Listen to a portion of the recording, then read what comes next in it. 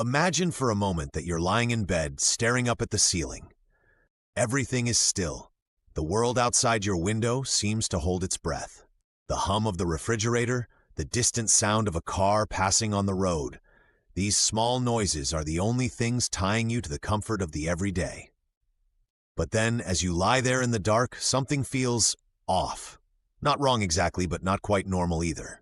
It's like the air is just a little too heavy. Just a little too warm. This is where we begin tonight's story. It was a heat wave when Leela moved into the old house. The kind of heat that makes the walls sweat and leaves you gasping for air, even in the dead of night.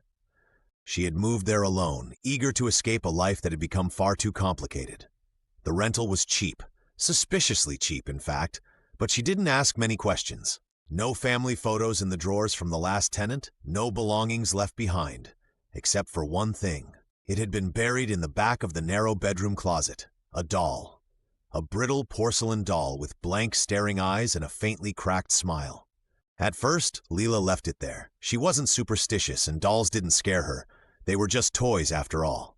Still, something about this particular doll gave her an odd feeling. It wasn't fear exactly, but a prickling unease that ran down her arms whenever she looked directly at it. So she left it untouched in the closet, and she tried to forget about it. But the strange thing about the doll was that it didn't like being forgotten. The first night, Leela woke to the sound of something faint, a soft tapping, rhythmic and careful, like fingertips brushing against a window pane. She sat up in bed, rubbed her eyes, and listened carefully. The tapping stopped the moment she moved. She convinced herself it was just the house settling. The heat, she reasoned, was probably warping the old wooden beams. She drank some water and went back to bed. The next day, she noticed the doll again.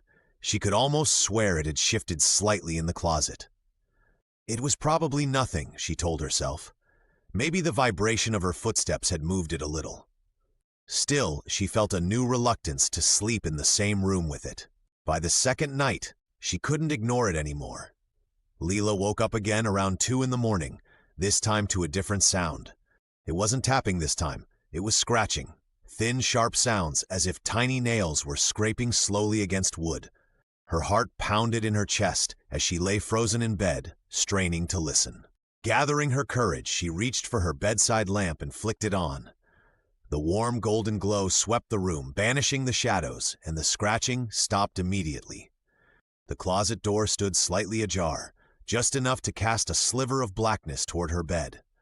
She got up and crossed the room, every step dragging as if something unseen was trying to pull her back. When she swung the closet door open, the doll was exactly where she had left it, its painted green eyes staring up at her vacantly. But the morning brought something she couldn't explain. As she made her bed, she noticed faint marks on the wooden floor by the closet, thin, uneven scratches that trailed out toward the bed. They hadn't been there before. She tried scrubbing them, but no amount of effort would completely erase them. That afternoon, she moved the doll to the attic, out of sight, out of mind. Yet that night, the unsettling noises returned. Not from the attic. The sounds this time came from underneath her bed. The soft scraping was back, only now it was closer. Much closer. She pulled the sheets tighter around her and tried to tell herself there was no reason to look. She was being paranoid. There was nothing under her bed. But beneath her bed, something breathed. It was faint, a quiet, raspy exhale followed by an almost imperceptible inhale. Lila's pulse thundered in her ears as she clamped her eyes shut, paralyzed with fear. And then it spoke. "Why did you move me?" The voice was soft and childlike, but edged with something sinister, something broken.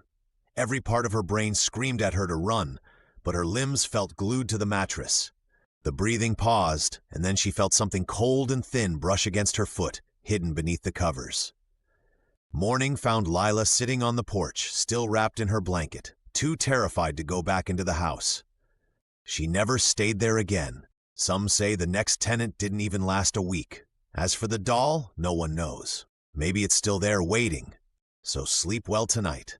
But if you hear scratching beneath your bed, maybe it's best not to look.